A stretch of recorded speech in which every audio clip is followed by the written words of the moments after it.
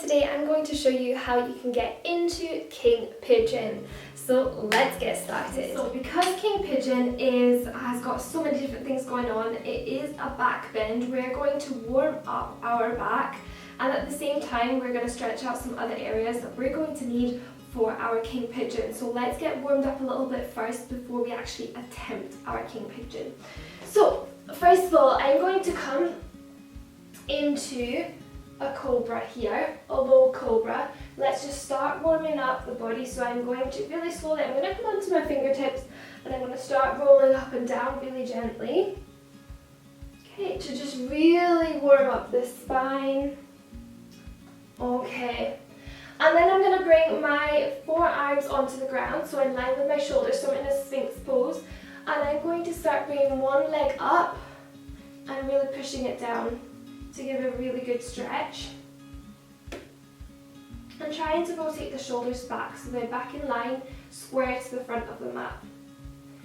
I'm going to do the same on the other side, so just bringing the other leg up and really pushing it in to get a really good stretch here.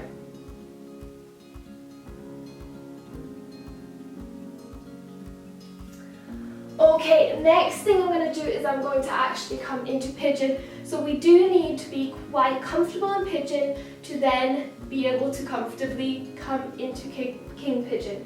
So what I'm going to do is I'm going to bring one leg out, so for example your left leg, and sit back. So your knee's going to be kind of in line with your hip. Now when it comes to your foot, I'll show you the other side actually, it'll be easier.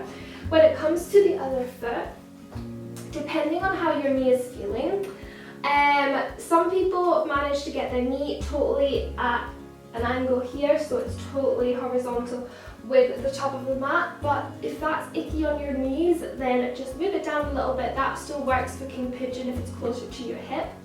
Okay, and make sure you flex your foot to protect your knee.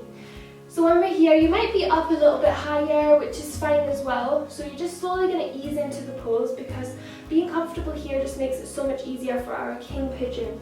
So you can relax down here and you can stay here for half a minute or however long you feel the stretch for and you feel like it will be necessary for you to stay here. And then you can start coming up. So to transition into King Pigeon, I'm going to start bringing the knee up, and that's why we did all the stretches, because you're going to start bringing one hand out in front.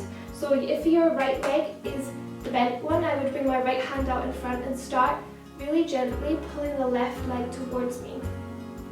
Okay, this is where you'll start feeling your back bend. You can even bring your elbow in.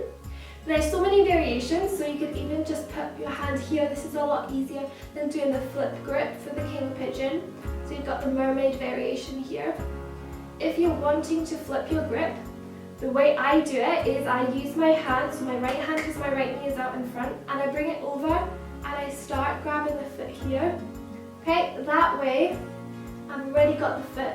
So when I do my other arm, I can use this arm to guide down to reach the foot, and then open my chest and look up. Okay, and that's how I get into my King Pigeon. And exact same steps on the other side. I won't go through it all again, but you understand the theory behind it. So I hope this was helpful. I know it takes a lot of different areas of the body, especially it's quite a deep chest opener, and on the back as well. It's quite an intense bend. So I would definitely recommend that you warm up properly before attempting this pose. Thank you very much for watching. I hope you enjoyed, and I will see you soon.